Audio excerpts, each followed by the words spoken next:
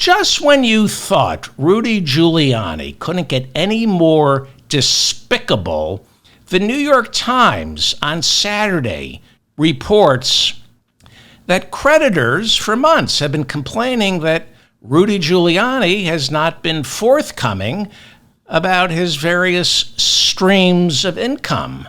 The New York Times reports on Saturday that Rudy does a show for YouTube as well as other internet platforms every night, and it generates $16,300 a month in advertising from the Tunnel to Towers Foundation.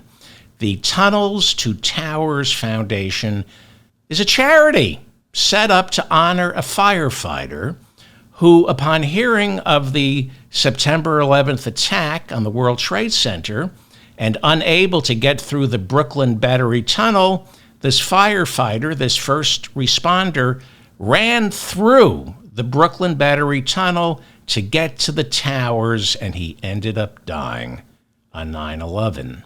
So a charity for wounded first responders and homeless veterans was set up in his name. The foundation, according to the New York Times, raised $305 million in 2022. And so, over the years, it seems to be raising a couple of $100 million a year for first responders and homeless veterans. So it's taken upon itself to sponsor Rudy Giuliani's internet show, a show that nobody watches. And they sponsored his radio show on WABC, a show that nobody listened to.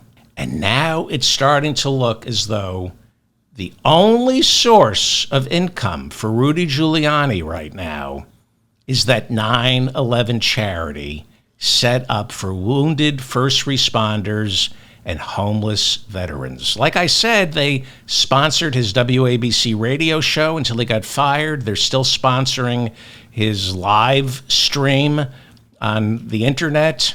You know, one would think Rudy Giuliani and WABC would offer free advertising to a foundation that helps first responders and wounded veterans. But in Rudy's mind, if that charity is bringing in $305 million a year, why shouldn't he and WABC Radio get a $200,000 a year skim? Why shouldn't they get their cut off this charity? By the way, that's Rudy Giuliani at 9/11 Memorial, and standing right next to Rudy is his police commissioner, Bernard Kerik, who, because of stop and frisk, made it illegal for black people to leave their homes in New York City when Rudy Giuliani was mayor. After 9/11, immediately after 9/11, the city got an apartment set up near Ground Zero for first responders to shower and sleep.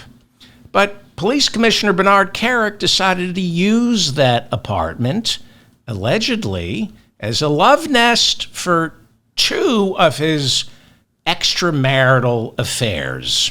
He was then able to negotiate below market rates for another apartment set aside for first responders so that he could keep renting the apartment near Ground Zero for himself and his ladies. That's according to reporting in the New York Times. Anyway, Bernard Kerik ended up serving time for tax evasion, among other things, and had to be pardoned by Donald Trump.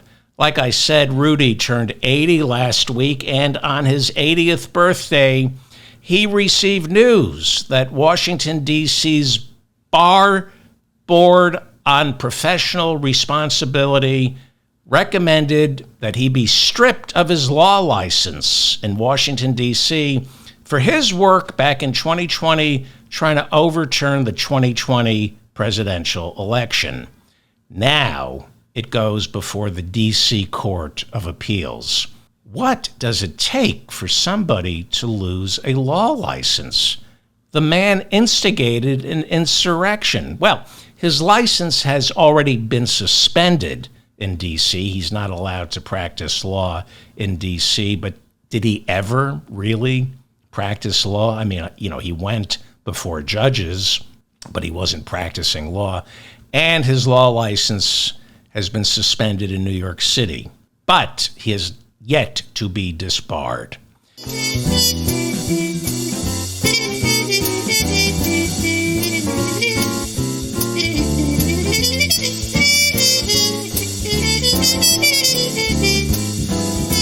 It's time right now for the David Feldman Show.